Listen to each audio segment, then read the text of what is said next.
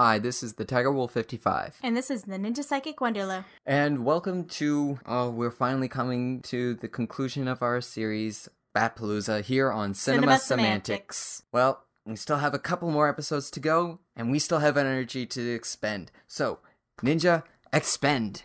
Okay, next movie is Batman Begins. Directed by Christopher Nolan, released in 2000 and... You don't know this one? I don't know the other one either. Ah! The years have been going by so fast.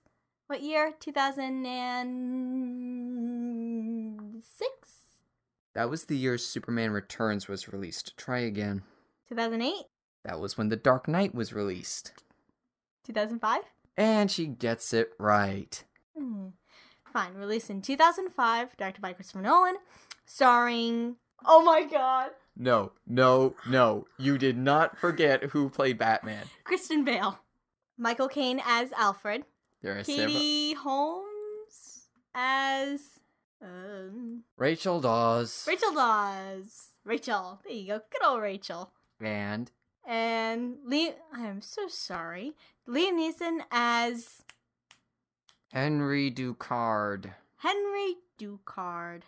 Only a comic book character would have that kind of name. I have no clue who played Gordon. Gary Oldman. And... There's another and? Yes. Batman? Alfred Gordon. Oh! I don't know who... The tech whiz, Lucius Fox, played by Morgan Freeman. I'm sorry. Oh, and who played, Scarecrow? I know the Scarecrow was in there. Yay, you remembered. Cillian Murphy.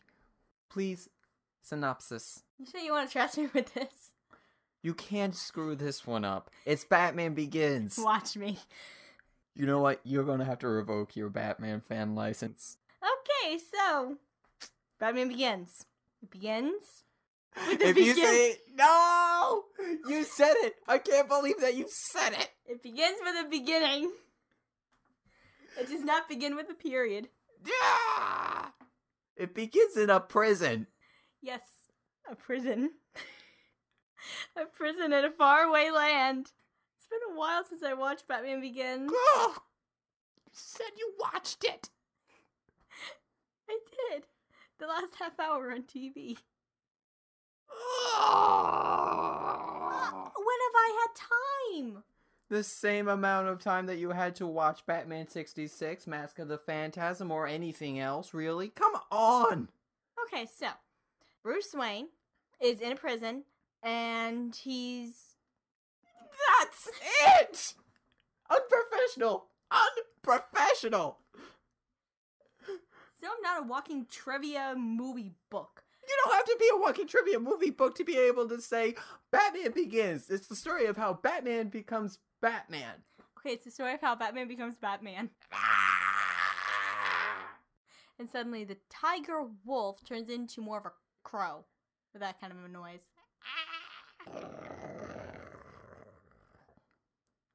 And he's back. Okay, so since I'm not doing a good enough job, why don't you get the synopsis? Good enough job.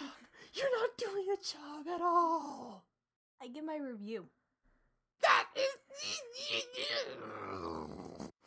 Shall we? Well, as I said, the movie starts off in a Turkish prison where Bruce Wayne is being held. He has been traveling the world attempting to hone his own body and learn about the criminal mind, and has lived as one of them for a short time, although he never became one of them. However, as one Henry Ducard has noted, in his quest to discover how to best battle the criminal element in Gotham City, he has lost the reason for why he even started this journey and has become utterly lost. He offers Bruce Wayne a chance to find purpose and even better training than what he has already received. Upon Bruce Wayne's release, he goes to the Tibetan mountains and joins the League of Shadows under the tutelage of Ra's al Ghul and under the training of Henry Ducard himself. There, Bruce Wayne learns the ways of the ninja, how to use theatricality as a weapon and as a disguise, how to hide in the shadows, and how to face his own fears.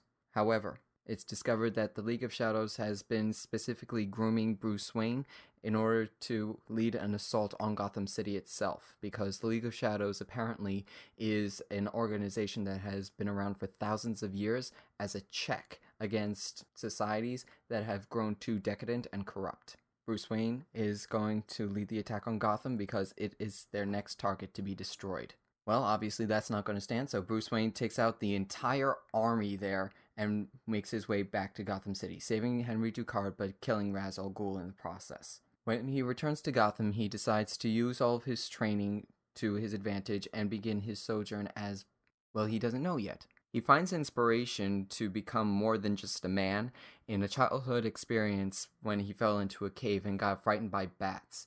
And as he puts it, he now wishes to make his fear criminals dread. Also along the way, he's kind of like rekindling the love interest almost that he and Rachel Dawes had. Bruce Wayne has decided that in order to best protect his identity, he not only disguises himself as Batman when he goes out to confront the mob, but also puts on a facade as Bruce Wayne himself, becoming more of a playboy than he really is. This sparks concern in Rachel Dawes, who tells him that he needs to be more than just what he appears to be. That the measure of a man is not who he is on the inside, but what he does, and that's what defines him. Well, as the movie progresses, we see that Batman has to confront the mob, the Scarecrow, who is Dr. Jonathan Crane, using a weaponized hallucinogen that induces fear in its victims and in high concentrated doses can actually cause death. Batman establishes an alliance with Police Lieutenant Gordon, one of the few officers left in the Gotham PD who is not corrupt, and also Lucius Fox, an old friend of Bruce's father, who provides Bruce Wayne with all the tech that he needs in order to be the best Bat that he possibly can. This includes the Bat suit, as well as the Batmobile. As the movie progresses, we find out that there is still a plot in play to destroy Gotham that ties everything together, and Batman is going to need all this training in order to save the city that he has worked so long to protect. That was a great review, Wolf. I mean, really, I couldn't have done it better myself. No, it was not a great synopsis, and you were supposed to do it. So I'm a little miffed right now. Okay, well, moving on. I thought that this was a really good movie. I think that this is, like, top-notch.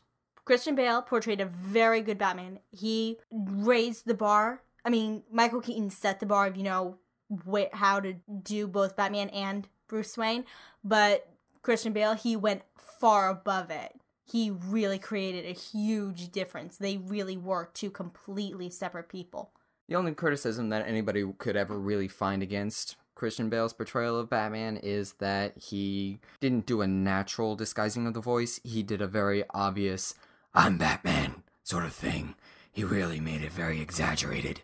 I didn't really find a problem with it, though. No, neither did I. I mean, he's trying to disguise his voice. Big deal.